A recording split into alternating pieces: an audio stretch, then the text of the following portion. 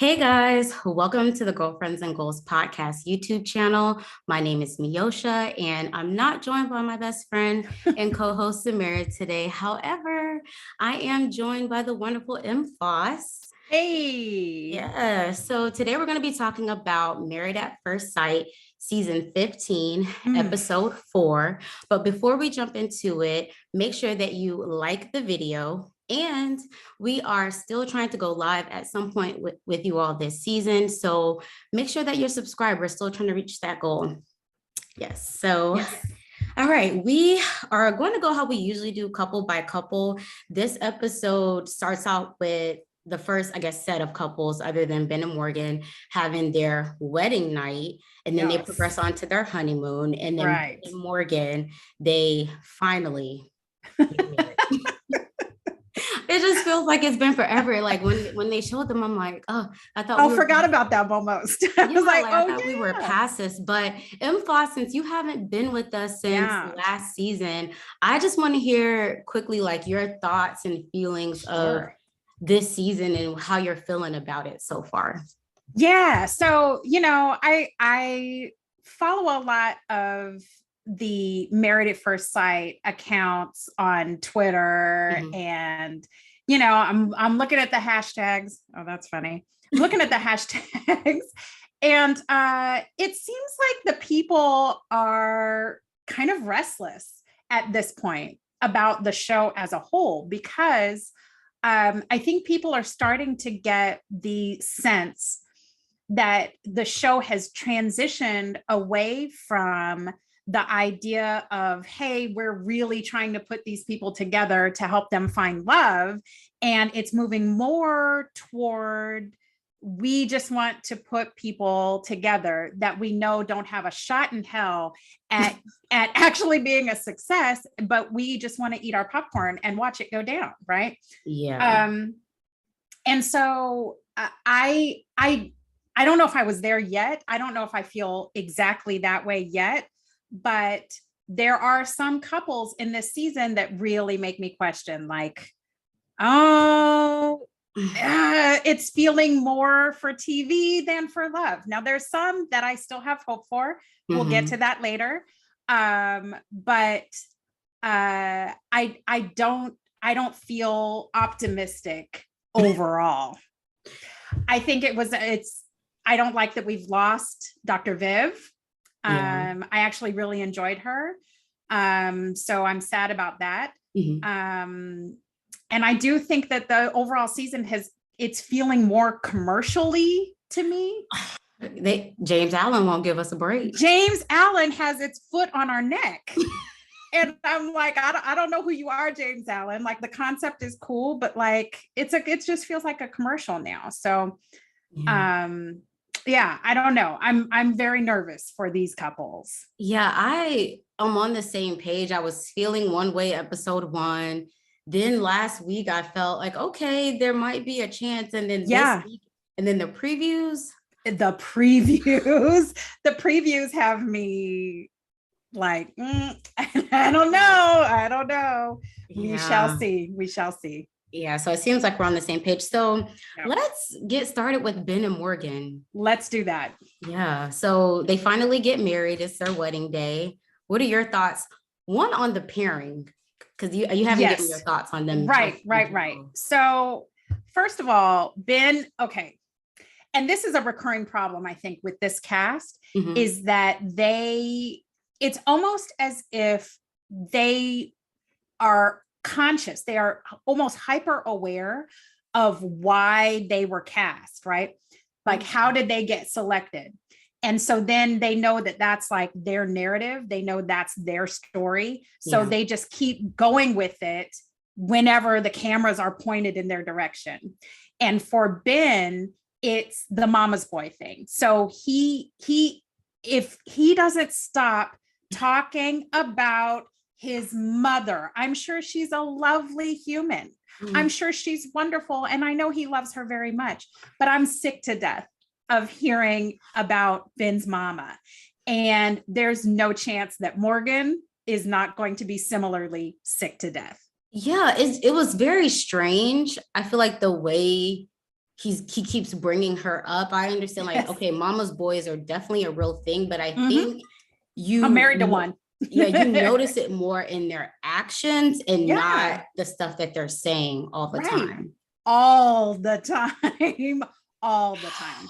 Yeah. So, yeah, the first thing, so when he has this conversation with her before the wedding, first of all, she seems like she's cute, you know. She was like, "You're gonna see this Chanel this scarf. Yeah, I don't care what you want me to wear, but I'm wearing my Chanel scarf." She seems really cute, but they definitely were setting it up to be that she's going to be a problem. Like this is going to be a recurring problem between the two of them.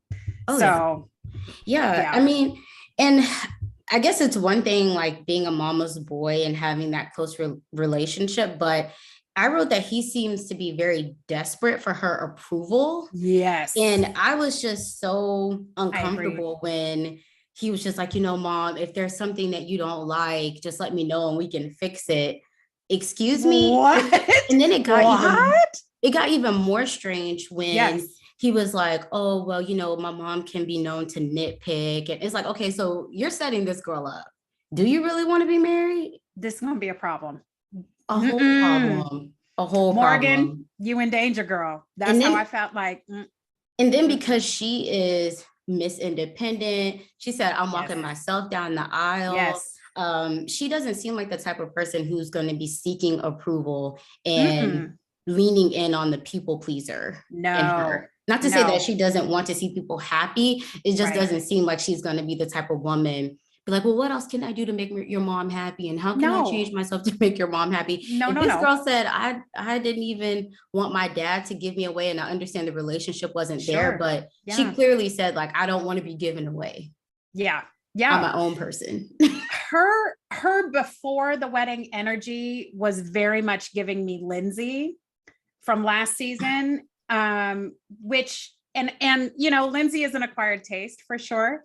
But as the wedding actually went on, I feel like I'm starting to understand Morgan a little bit better. But still at that beginning, I was just like, this energy is a lot. And Ben seems very like smooth and ordered in his life, as according to his mama's wishes. And so I don't know if I have a good feeling about. What did she say? She wants someone to be her equal and like her. That was a bit concerning to me because I'm like, okay, well, your spouse won't be your carbon copy. You maybe will fit together like a puzzle. You're different, but I don't know that. I don't know. Maybe we need more explanation on what she meant by she was looking for someone that was her equal. I will say, during the wedding, I couldn't quite put my finger on like the chemistry, the level of attraction. Like it was very awkward. One of the more awkward weddings other than Mitch and Kristen, but very awkward. The bar he was standing super far away. Maybe he was still nervous because of COVID. He was still like, give me 6 feet, but he did compliment her. He gave her a kiss, but something about it, I don't know. I'm not seeing it. Yeah, it just felt like she wanted to talk her way through the wedding. Like she was just going to talk the whole time. But it also felt like that was probably just nervous energy from her. True. So that's kind of what I chalked it up to. But I will say that when they were talking immediately after, I thought they were cute. I don't know. Like I thought they were cute, but I can't get the preview out of my head. But I thought they were kind of cute. Did you notice, and I don't know if this was just me, but when she was walking down the aisle, he didn't smile until he like smirked or smiled at his mom and saw that she was smiling. This is a lot. There's going to be a lot with the mom that we definitely need to work through. Yeah. I also am dying to know what's going on with them in terms of their race and ethnicity. Mm. And I think, so we heard Morgan say that that her mom is Japanese, that her mom is part Japanese. And I love that, but like, I want to know more about that, just my own curiosity, you know? And I do think it's very interesting that these couples, for the most part, with the exception of Stacia and Nate, which we'll get to them in a second, but it's Nate, right? I'm like, am I getting confused with the Bachelorettes? Because that's the thing. Anyway, they had a long conversation about it, but I'm just really curious if that is going to be part of the conversation. I know they're having the conversation, but is Lifetime going to show us that they're having that conversation? Or is Lifetime trying to play the game of like, oh, see, like it doesn't even matter. We're not even going to talk about it, you know? Because I know they're curious. I know I know it had to come up. Maybe we'll see it next week. Maybe we'll see it next week when we see more of the like reception and stuff. Yeah. Which I'm still like, we still have a whole wedding reception to go. I know.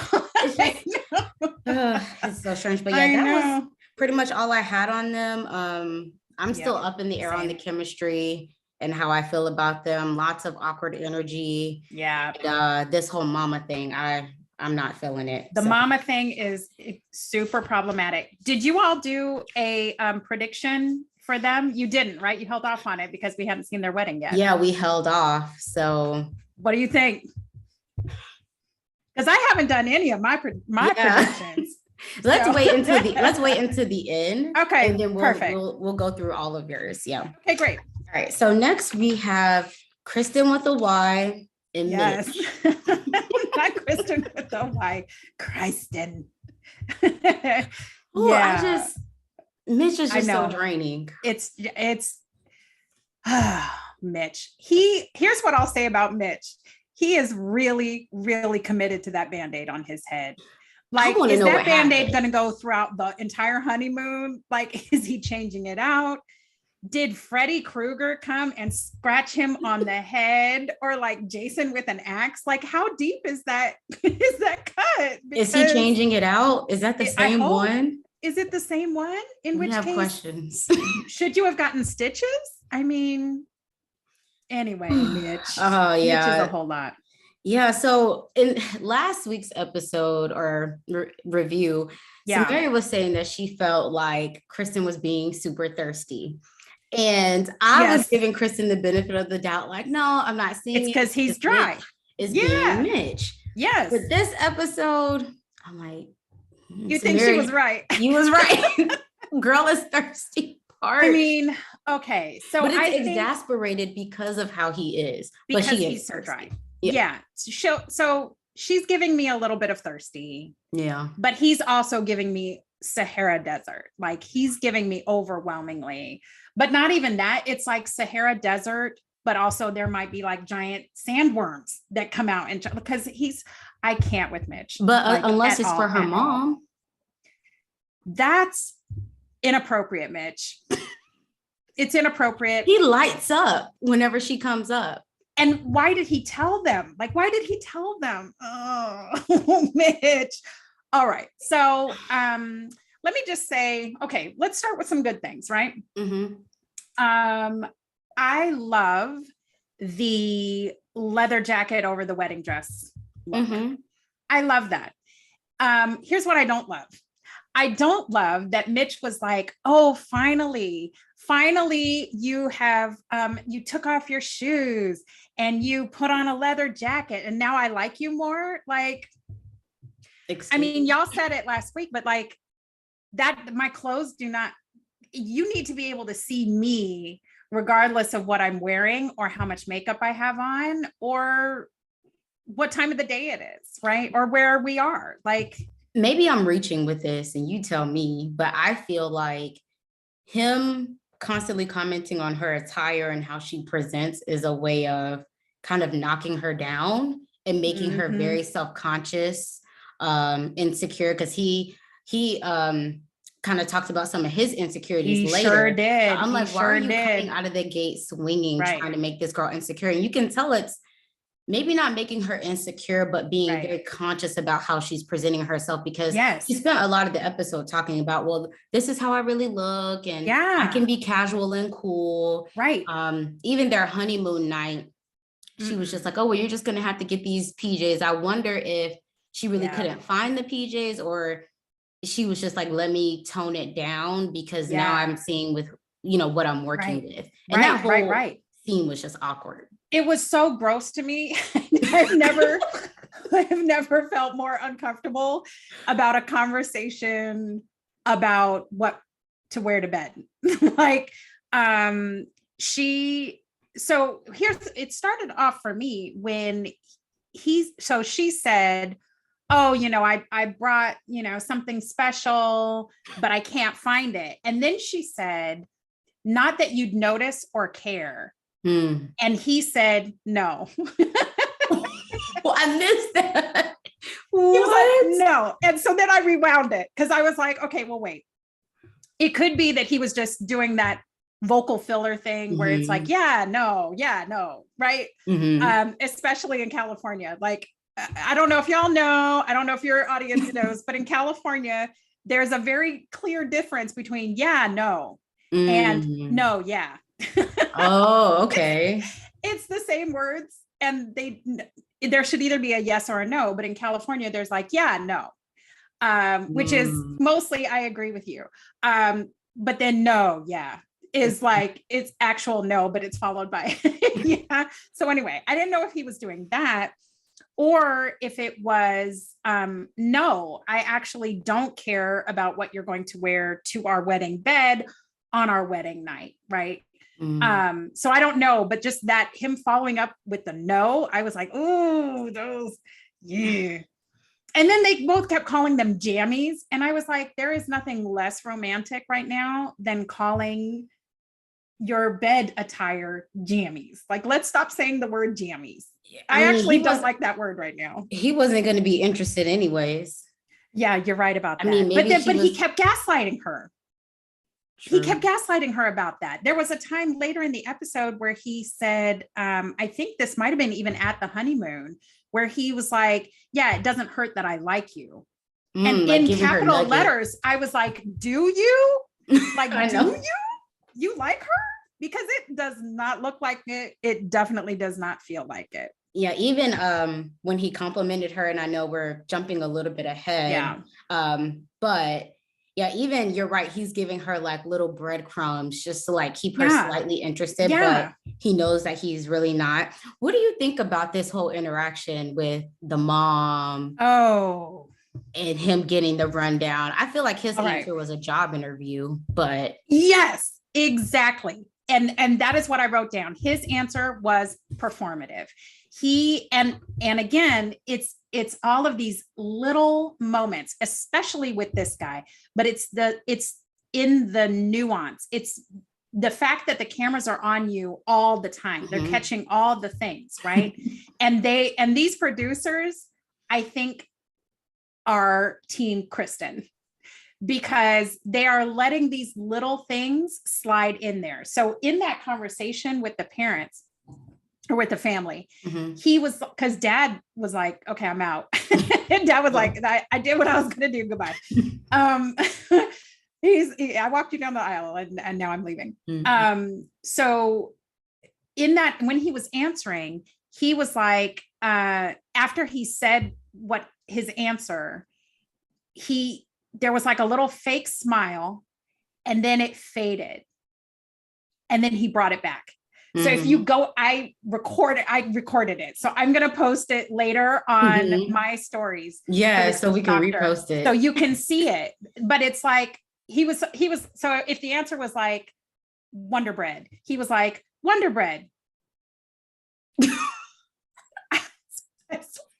I swear, I'm not making this up. So it's like, he was like, And then the mom went for it. Mom bought it. And I was like, no. She said something like, that's a good answer. And I'm like, no. Letting him off the hook. Let him off the hook. I know she can tell that he's smitten with her. He couldn't contain himself. Gross. Yeah. I mean, no, she looks good. She looks good. But like also, you literally just married her daughter. You literally just married her daughter. And you're 41 years old. Nobody walks down the aisle in a hot pink dress. And then the contradictions, like you say you want someone casual, down to earth, not all dolled up. The mom was almost more dolled up than she was. Her wedding dress was very simple, but right. So what do you really want, Mitch? Yeah. I tell you what he really wants. He wants that Band-Aid on his head. That's like his comfort Band-Aid now. We should expect that 8 weeks from now. Decision day. There's his Band-Aid.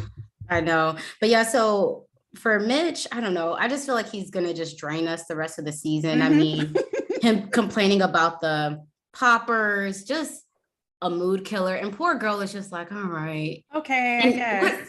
Which I feel like with him, she's not standing up for herself and maybe being true to what she really wants and how she's feeling. So when he compliments her later on, like, oh, I appreciate your assertiveness. I think you appreciate her assertiveness, but maybe not with you.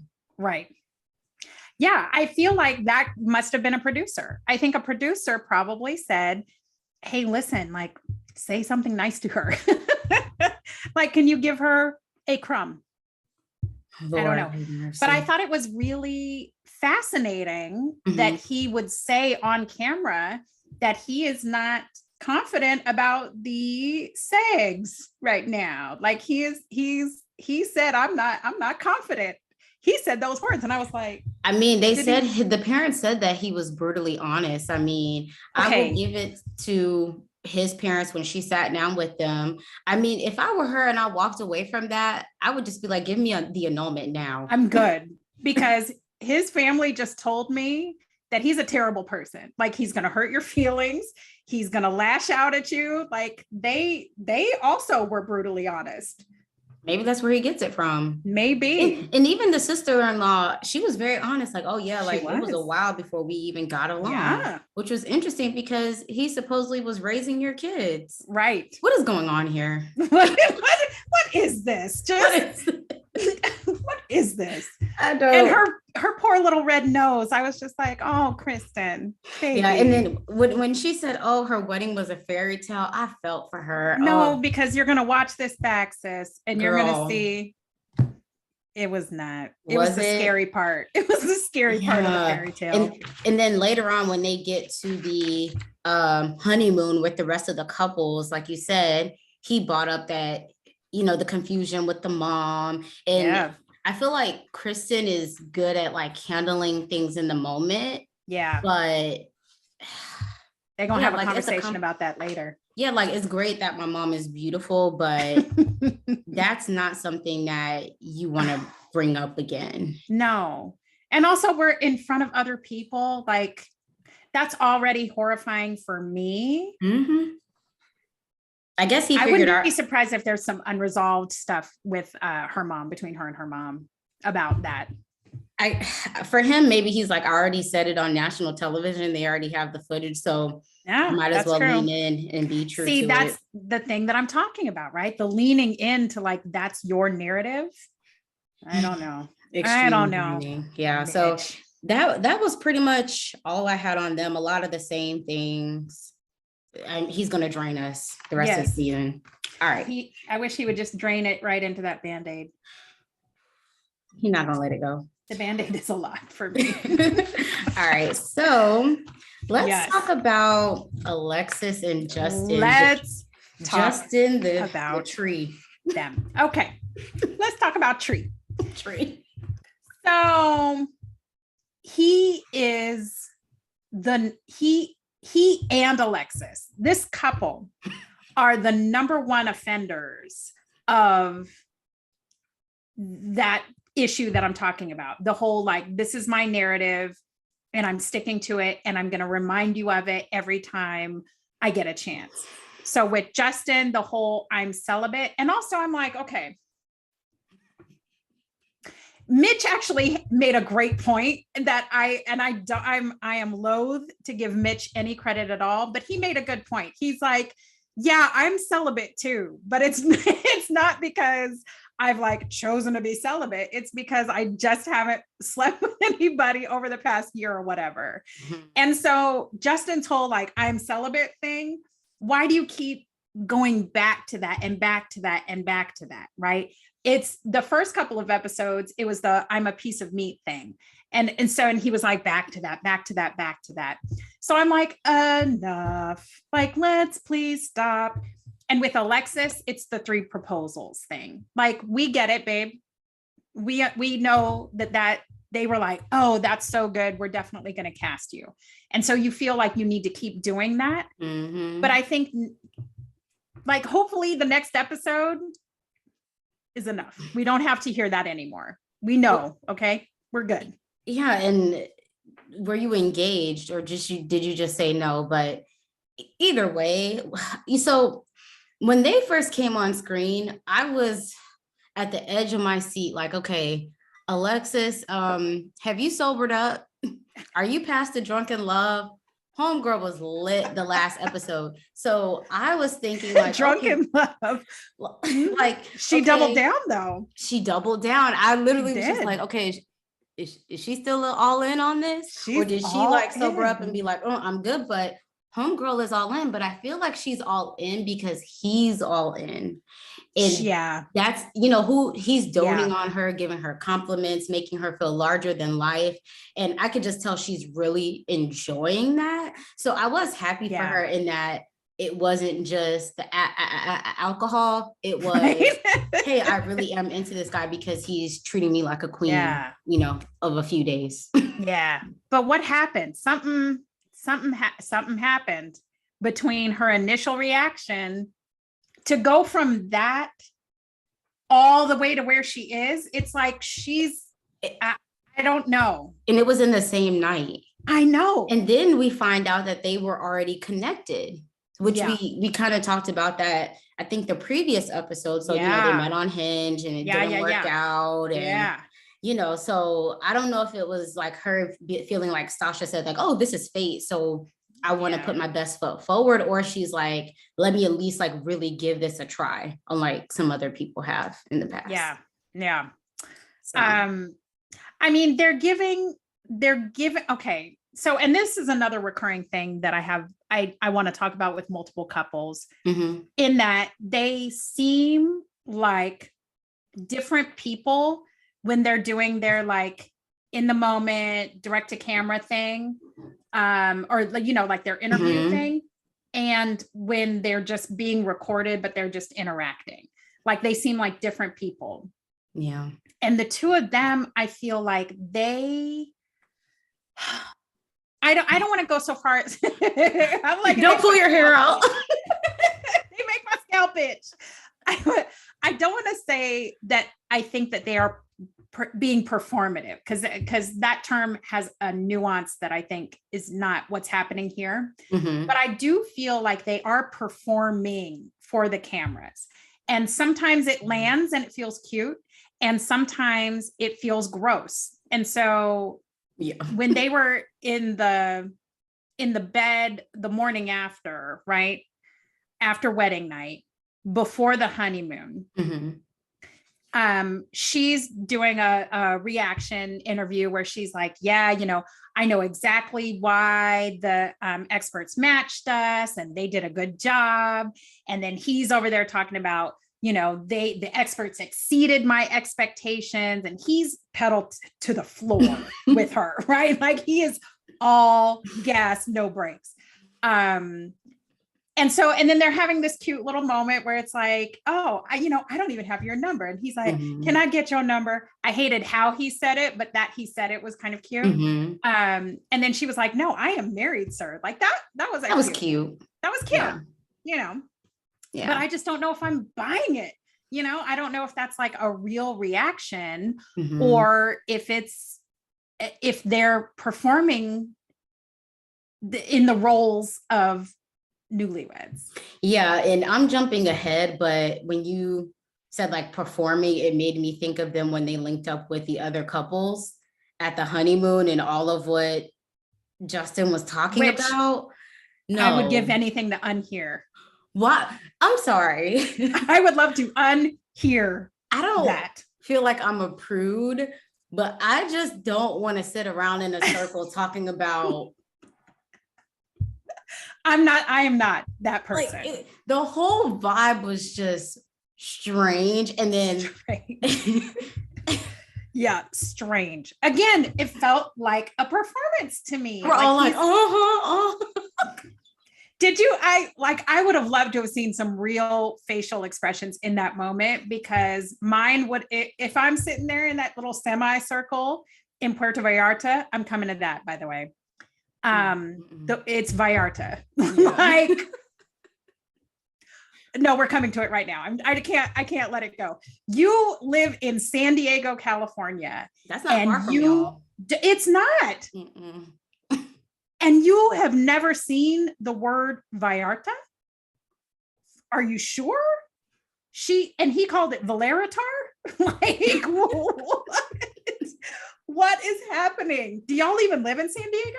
Like, maybe they've only been to Cabo. I don't know. I guess, but like, I don't know. You've never seen the word Vallarta. Like, what? Okay. Anyway.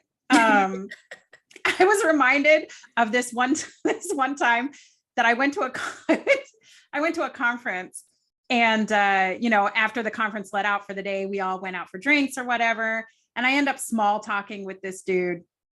And he was like, well, I'm dating myself, but whatever. So he was like, yeah, you seen that movie Gladiator? Yeah, I really like Joaquin Phoenix. And I was like, who that?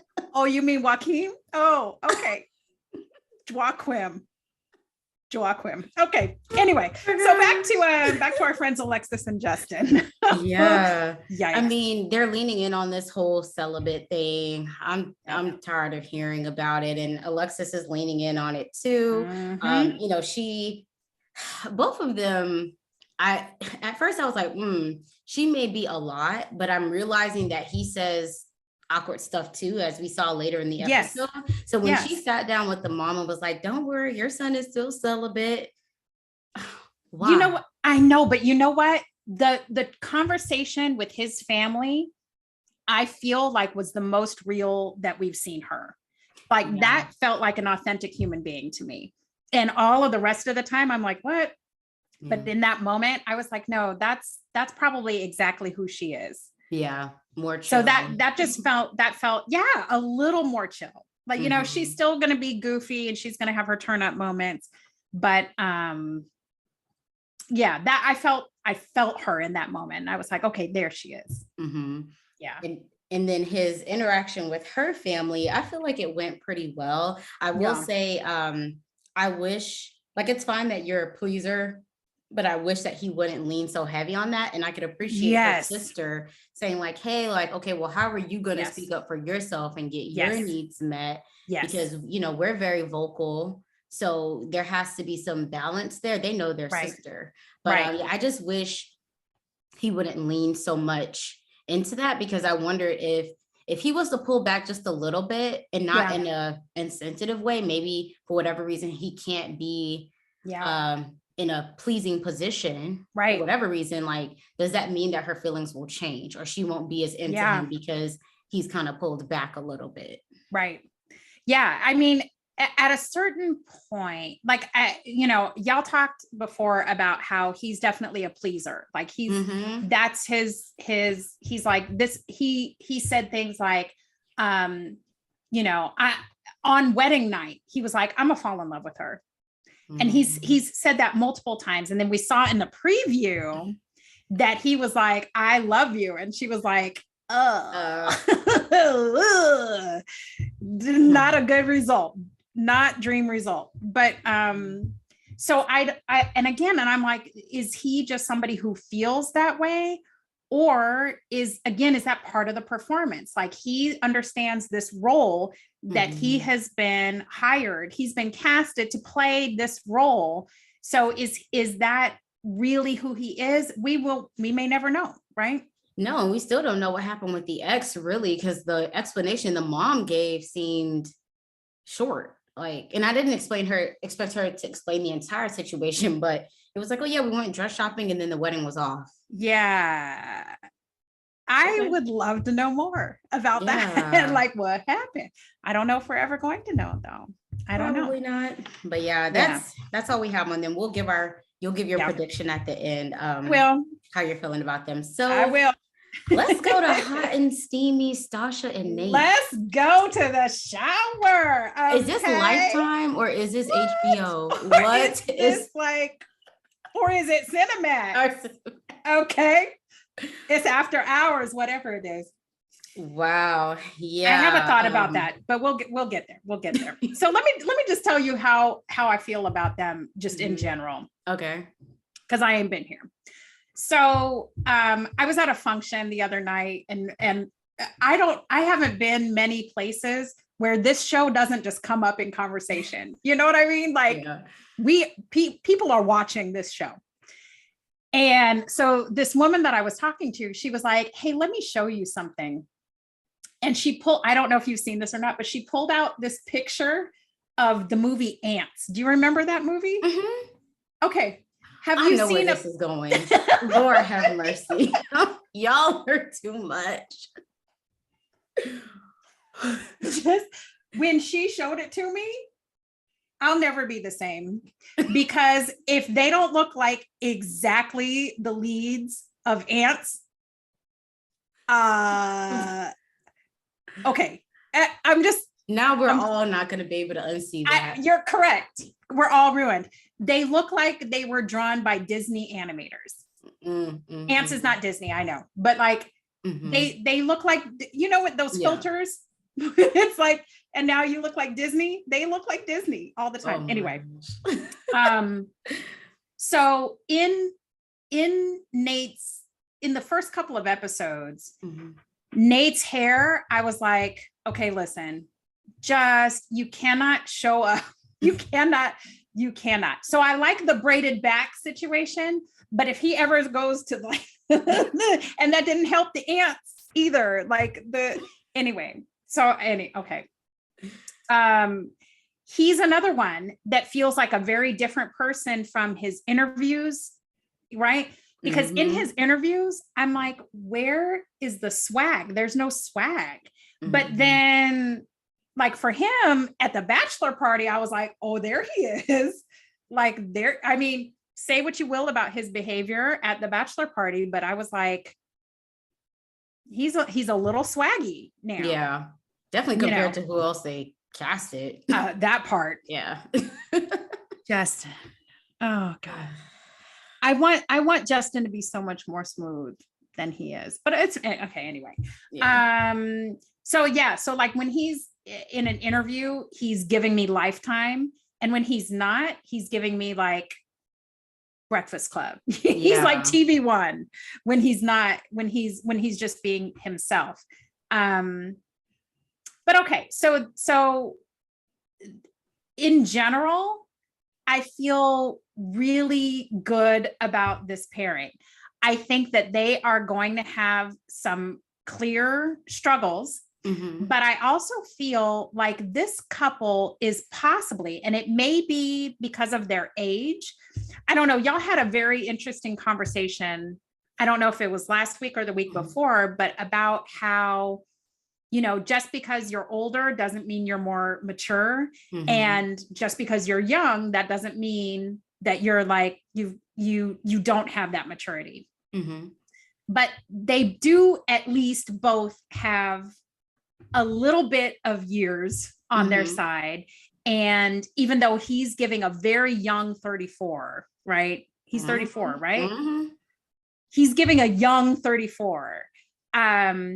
There's still those years of experience. So I feel like out of all of the couples, they probably have the tools to maybe work through their challenges, and their challenges are on the way. But I feel like maybe they have the tools to work through those. Yeah, they definitely have good chemistry. The wedding night, I feel like went really well. I mean, you could definitely tell he's ready. ready. Yeah, she's going to be taking her time. She found her jammies. She looked really cute. She looked super cute. But yeah, I love that the chemistry that they have. I mean, out of all the couples, it doesn't feel performative or like they're acting. It feels and looks very natural. And Stasha doesn't seem like the type, like she seems like straight no chaser.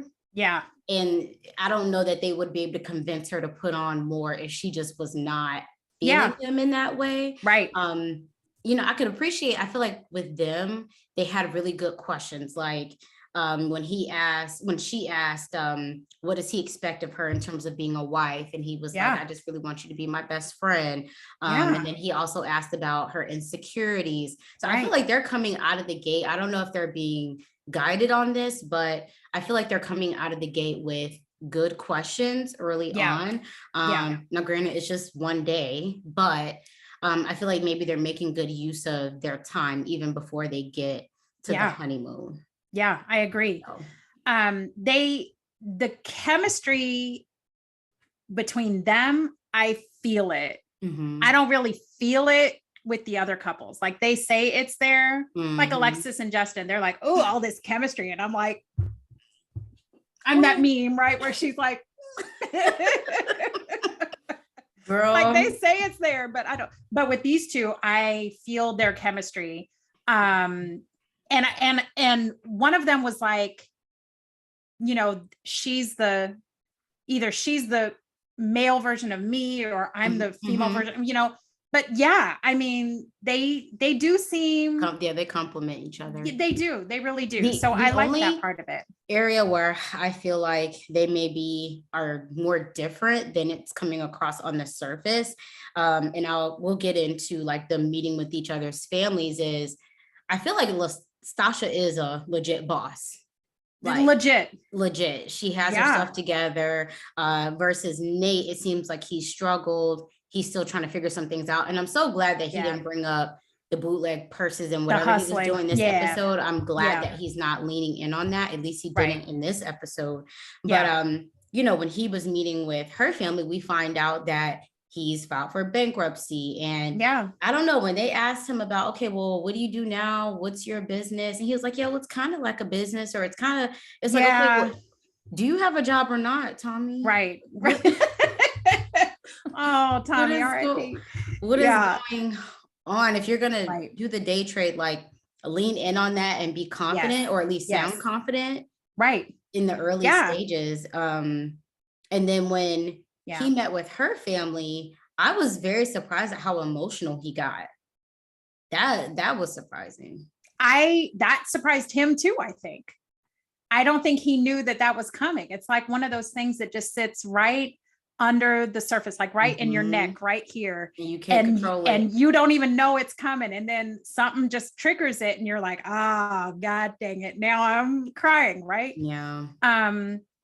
But I think for me and for Stasha, our affection for him grew in that moment. When he was telling her, when they were having their conversation, I don't remember when it was, if it was like wedding night or if it was after meeting the family, but him talking about when he met his mom and just being like, oh, that's your mom. And then that was it. God, I just felt him in that moment, and I just wanted to root for him and wanted to root for them as a couple. Yeah. I feel like I'm still rooting for them because I'm seeing how much the chemistry is there. But one thing that I brought up, I believe it was the second review that we did was, with Stasha being a boss and like, she says, oh, I'm working 12 to 15 hours a day. Is she really ready to maybe reconfigure her? I know. She doesn't have to give it up, but like, you can't be everywhere all the time. Your kids have to have a mom there, hopefully. And because of his situation with his mom, those expectations may be there. Like, hey, I grew up with my mom not there at all. So whoever I have kids with, I want their mom to be there and be involved. And so I'm not saying that she isn't willing to, but the fact that the dad, and I don't know who that other person was, but they brought it up as well. Like, okay, are you going to be willing to make some changes and reconfigure some things so that this can work and fit, especially when you add in kids? Because I think when it's just like two parents, two people working and they're a couple, you maybe can understand like making certain sacrifices. Okay, we can't do date night as much, but children, I mean, they're here and they have to eat. Right. And no, you're so right. And that is a conversation that cannot not be had. They have to have that conversation.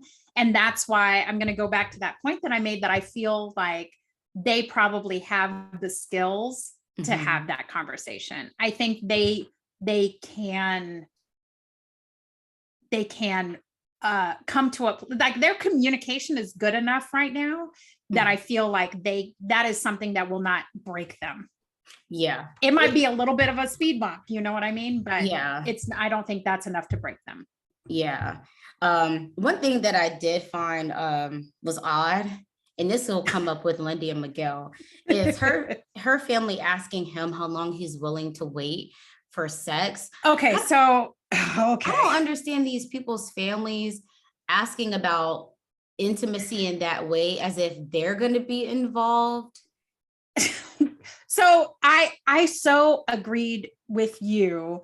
I was listening to y'all when I was on my walk. And so I'm sure the people who were watching me walk thought I was crazy, because I was like, yes, I was like, I know, because you made the point. I think it was you that you made the point that like somebody said during here's what our family would like you to know about him. Somebody was like, he's a freak in the sheets. And I'm like, how do you know? Yeah, how do you know? Nate, one of Nate's people, put it in the description about them. I would melt into the floor and like ooze my way through the nearest drain if my family ever. Like, how do you know what I do in the sheets? Ew. Like, ew. It's coming up way too much with these families. Why is it coming up so much? And Lindy and Miguel, like, we'll talk about them, but it comes up as well. So that I just found was odd. I don't know. Is it me? Like, if I would expect though, like if I went on a show like this, that my family would leave those types of like talk about character, talk about morals, maybe like goals you want for your life, but the way that they were just sitting up there like, so how long are you willing to wait? How do you know she's willing to wait? Because based off what we saw, she might not be. I mean, did y'all see the edit that we got? So let's quickly talk about that. Let's just really quickly, like, let's just address the shower in the room. They got in it. I have questions. You know, that was a smooth little move. He tried to pull, oh, let's save some water. Okay, fine. Sure. Yeah. But I don't understand. Okay, were y'all clothed or not? Was the camera? Right. Yes. So that's my thing. She does not seem like the kind of chick who will get it in with a whole camera crew in the room. Right. So here's what I think. There was a moment where I was like, oh, I see a strap. I thought I saw like a little clear, you know how you have like a strapless bra that has like the clear straps. So I feel like they might have been in there in like swimsuits. But how do you even convince the couple to be like, oh yeah, by the way, how does that conversation go? Y'all should get in the shower. Television.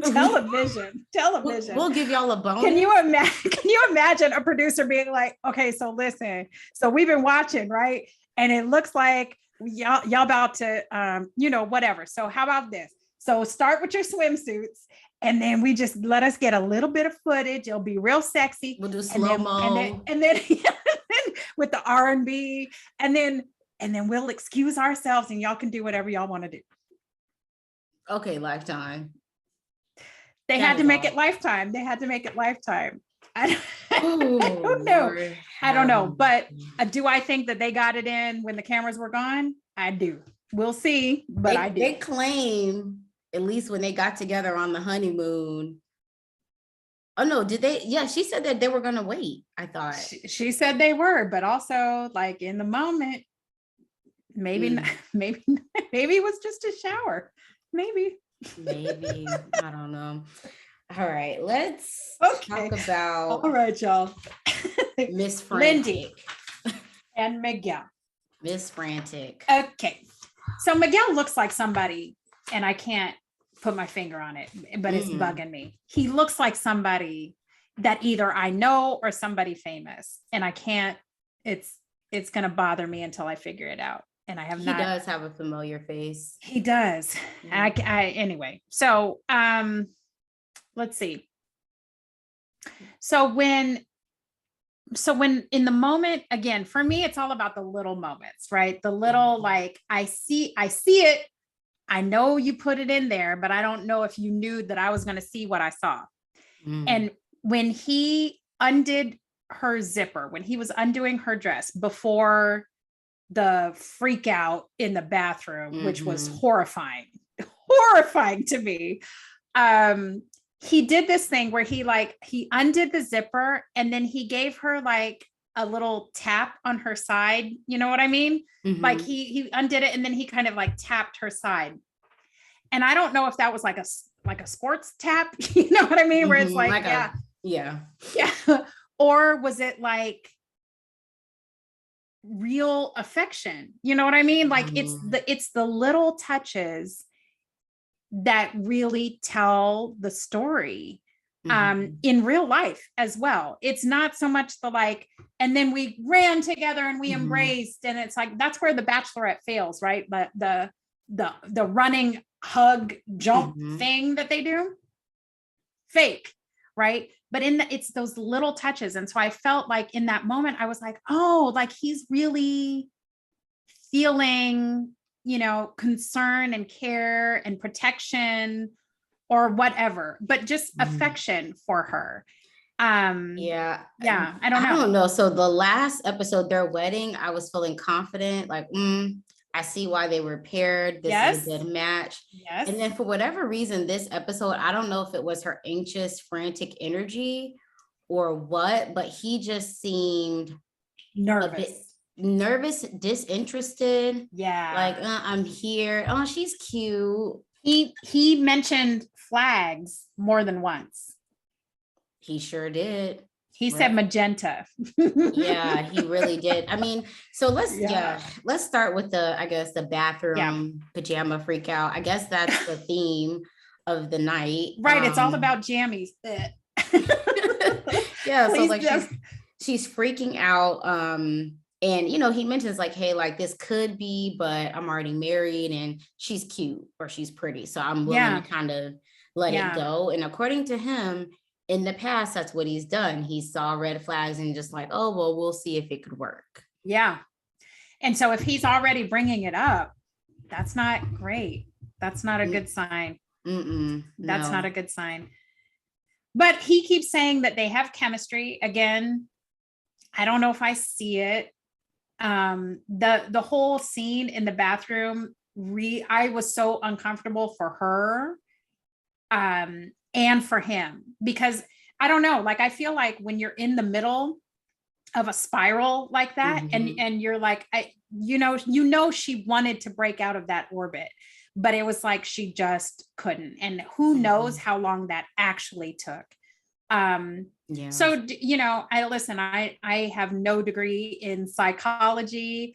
I do not practice psychiatry, but I feel like she's somebody that I want to get help with her anxiety, because it's so obvious. Yeah. And even when she's having what I think are simple conversations, she overthinks, starts to spiral in one direction and then has to be brought back in. And obviously this is all edited. So I was kind of thinking, okay, did they edit this girl to make her look like she's freaking out over the smallest things? But then even when she was having the conversation about traveling and like, oh, I gotta have my snacks and you just never know when you're gonna eat again. I'm like, girl, the airports have food. We have food here. They do. The airports you're gonna unless you're like traveling by camel or whatever, like I agree with the strategy of let's have a snack bar, but so they're doing this really interesting thing with her where they multiple times in this episode, and they've done this to her in previous episodes, but they do this thing where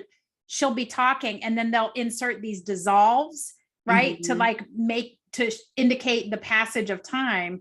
And he hasn't said a word and she's just talking and talking and talking and talking. So again, that's laying the foundation for this message that she just talks all the time. And isn't that what Alexis said about her in the beginning? Alexis was trying to tell us something. I mean, she was like, and even when she's listening, it seems like she's not really engaging. She just wants to talk and talk and talk about herself or whatever. Right. Yeah. Maybe she saw it. Yeah.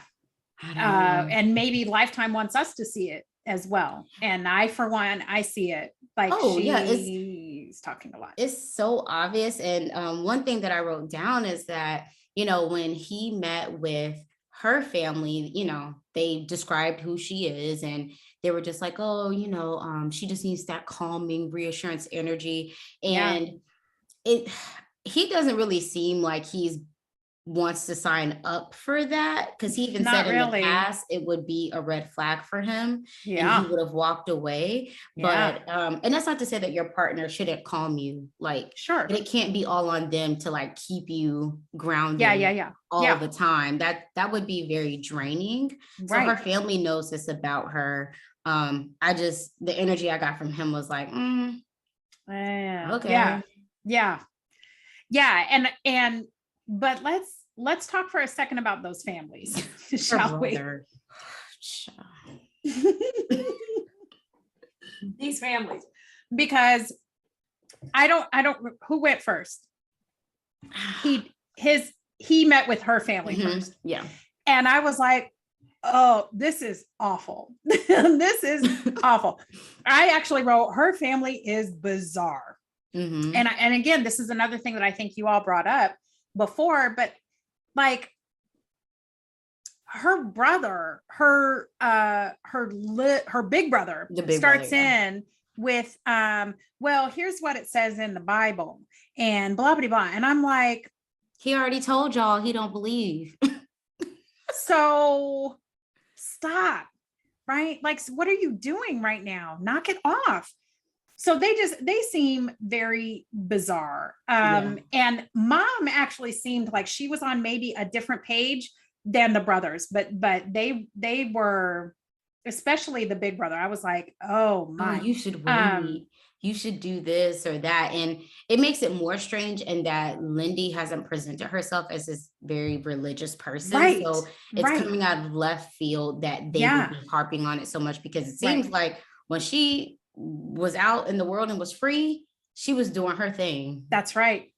She seems to me like someone who is in active evolution of her spiritual beliefs.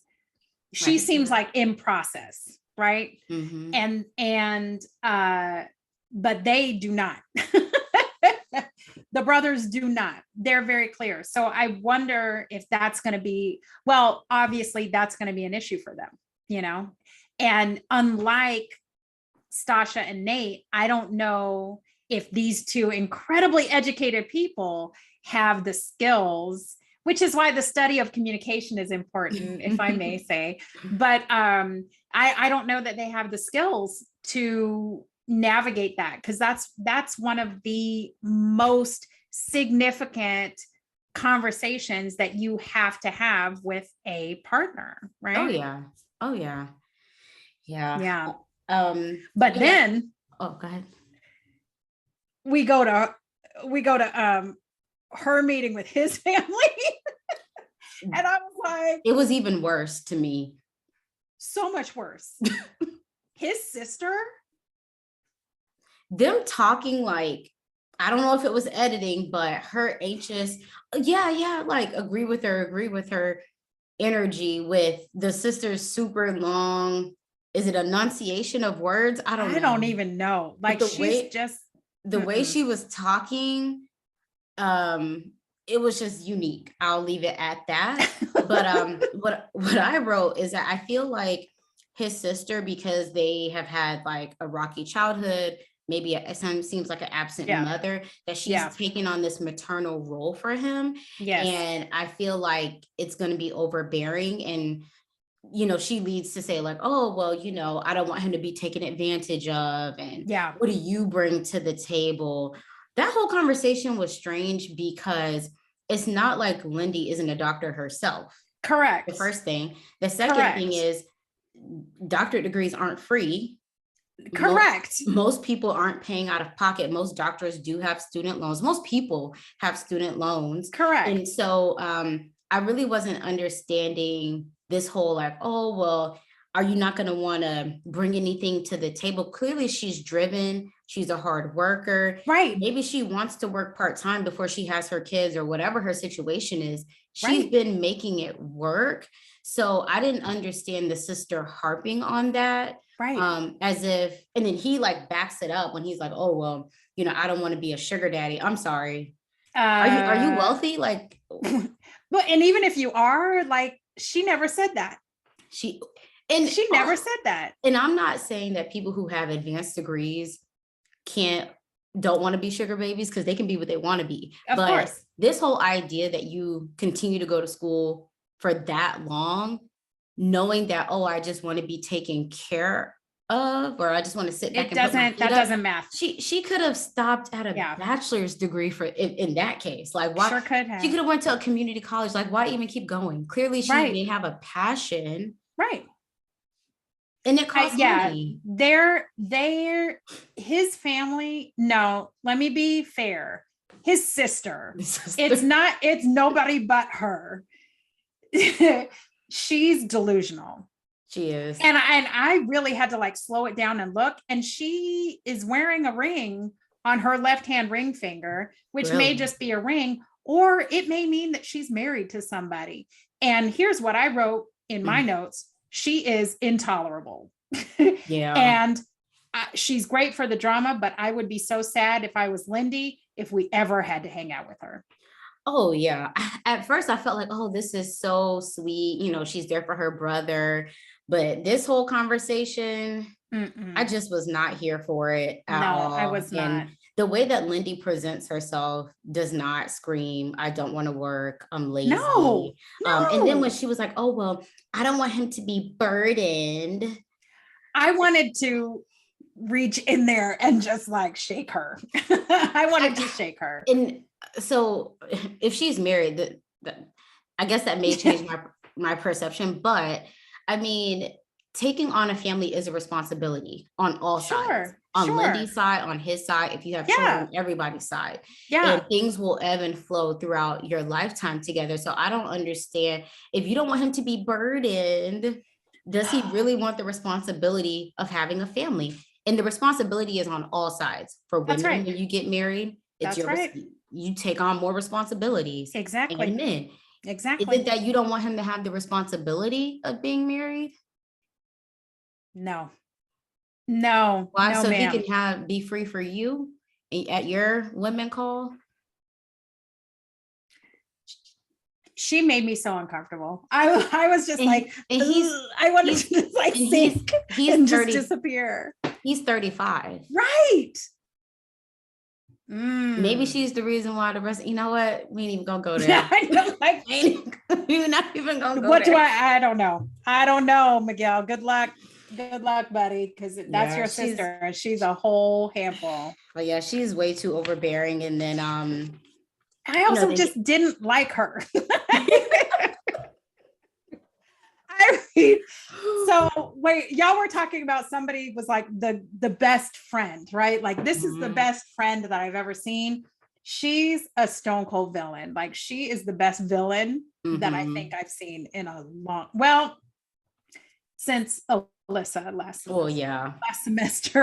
Last season. But yeah, she's definitely gonna give Lindy a problem and be way too much in it. And because they're going to have those meetings where like the family comes over for game night or whatever. And it's going to be a whole mess. I don't know if Miguel has it in him to really push back and put her in her place. That's right. As his sister. Right. And then, Yeah, so then we find out, just to wrap it up, the couples, when they came together. Yes. He made a move and she said, no. She said, no, thank you. Well, there you have it. So there's that. But yeah, so there's that. Before we end, I'll just let you give your quick, like, yay, nay on each of the couples, and then we'll wrap it up. Okay. So name out the couples for me. All right. So we'll do Ben and Morgan. No. No. Okay. they're going to be a thumbs down for me. Okay. Krysten and Mitch. No. Yeah, clearly.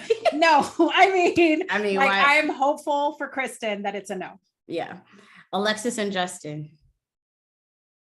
Perhaps. You know why I think they're going to be a yes? Because I think that both of them want the opportunity to be in the like spin-off shows. That's a good point. Okay. I think both of them want that. And they're definitely putting on. So yeah. All right. I think the TV bug has bit both of them. So I think that's so yes, but I think it's love? No. Okay. Sasha and Nate.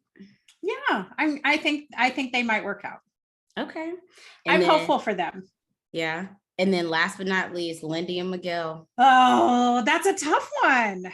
That's the one that I'm not sure. I feel like you said you were 50-50 on somebody before. So I feel like I'm 50-50 with them. It might work. It might not. I can see as many reasons for it working as it not working. Yeah, I could too. Yeah. All right. Well, thank you. Yeah, thank you guys so much for tuning in. Thank you, MFOS. She will be back with me next week. And don't worry, y'all, Samaria is coming back. I'm a substitute teacher. Yes. Thank you guys, and we will see y'all next week.